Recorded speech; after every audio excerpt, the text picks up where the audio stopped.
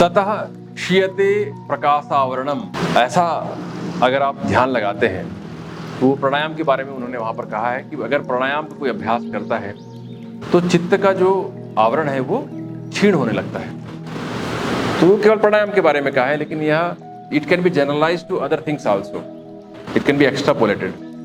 तो कोई भी आप धारणा का अभ्यास करते हैं, चित्त को स्थिर रखने का अभ्यास करते हैं, तो धीरे धीरे करके आपका आवरण क्षीण होने लगता है और आप अपने असली स्वरूप को जान पाते हैं, आप अपनी आत्मा में स्थित हो जाते हैं। ये बहुत बड़ी उपलब्धि है, बहुत ही हल्के में कही जा रही होगी भले, लेकिन ये बहुत बड़ी उपलब्धि है। उस अवस्था को प्राप्त करने में जन्मों निकल जाते हैं, क्योंकि उनको पतंजलि योग सूत्र मिल नहीं पाता है। आप सब बड़े भाग्यशाली हैं कि आपको पतंजलि योग सूत्र सुनने को मिल रहा है ना। आपके साथ मैं भी बहुत भाग्यशाली हूँ कि हम सब इस योग सूत्र की पावन गंगा में अवगाहन कर रहे हैं।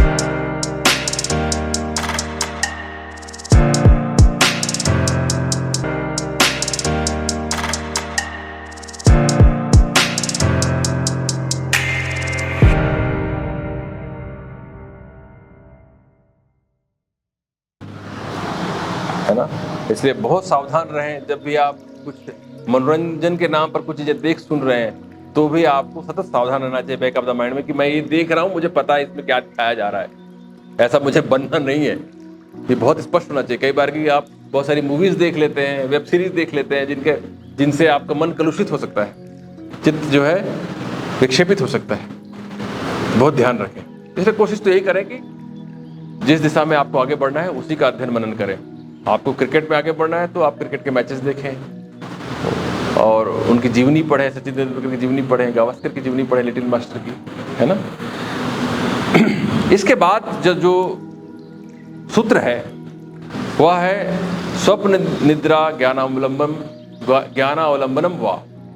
स्वप्न निद्रा ज्ञानावलंबनम वा। अगर इनसे भी आप चित्त को स्थिर नहीं कर पा रहे हैं या इनको ये करने में आपको असुविधा हो रही है या आप अक्षम है, आपके लिए कठिन मालूम पड़ रहा है, तो आप स्वप्न और निद्रा के ज्ञान का आलंबन भी ले सकते हैं। ठीक है ना। स्वप्न के समय में कुछ अच्छा स्वप्न आपने देखा। कई बार की जब आप किसी आराध्य देव की रोज पूजा उपासना करते हैं तो आपको सपने में भी वही दिखाई देते हैं। आप नानक जी की रोज आराधना पूजा करेंगे, उनके शब्द पढ़ेंगे तो आपको नानक जी स्वप्न में दिखाई पड़ेंगे। आपको दिखाई पड़ेगा कि आपको स्कूटर में बिठा के ले जा रहे हैं पीछे में। ठीक है ना। ये नए नए कॉम्बिनेशन दिखाई पड़ते हैं। आप पीछे बैठे हुए हैं, आपको बिठा के ले जा रहे हैं, चलिए मैं लेके जाता हूँ जीवन मुक्ति की दशा पे। ठीक है ना।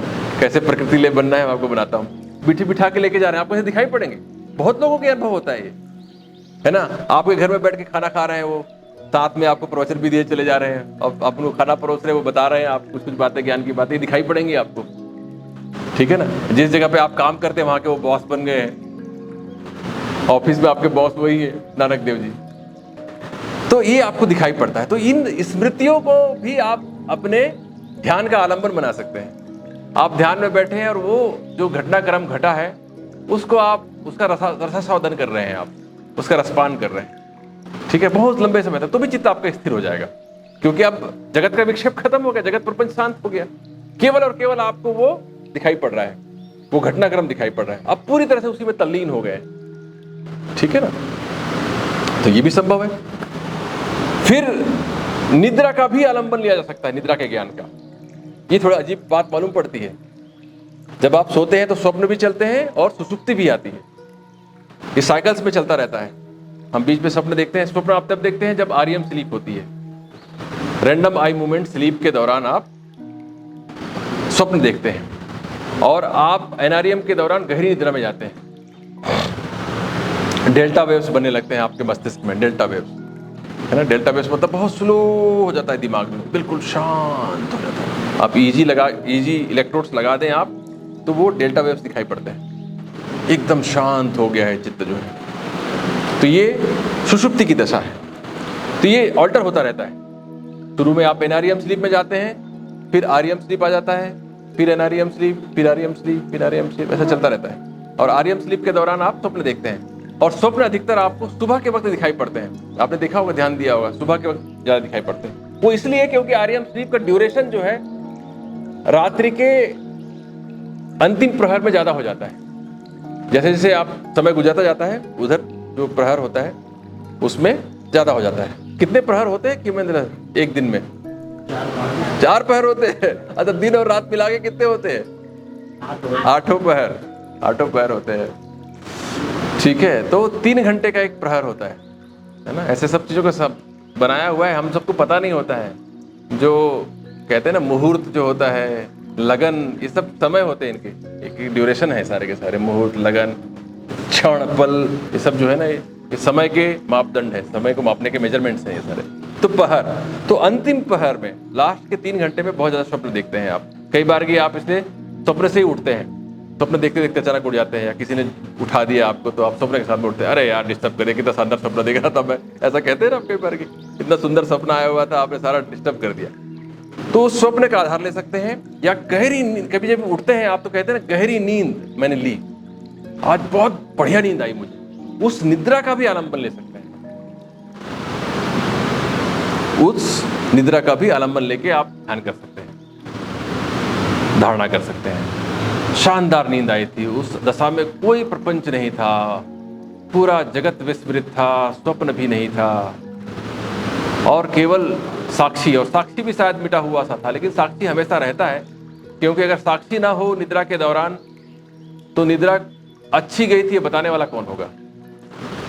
आपकी नींद अच्छी थी ये बताने वाला कौन होगा? तो आप रहते हैं उस दौरान, ठीक है ना, आपका समापन नहीं होता है, आप साक्षी रूप में वहां पर उपस्थित रहते हैं, ठीक है।